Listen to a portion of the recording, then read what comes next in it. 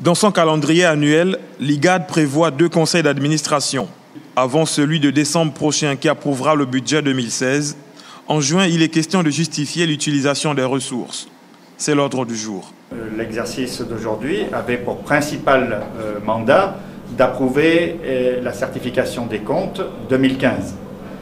Pour cela, nous présentons d'abord les activités qui ont été conduites et le budget qui a été consommé pour la mettre en œuvre.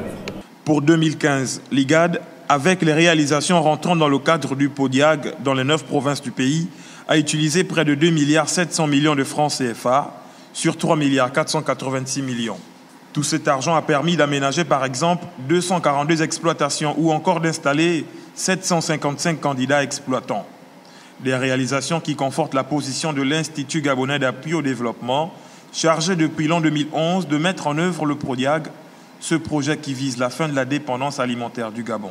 Le comité de pilotage du projet a réalisé au mois de mars une supervision dans l'ensemble des provinces du pays, avec à sa tête un conseiller du Premier ministre qui se sont rendus et ont pu rencontrer des producteurs et rencontrer aussi des autorités provinciales.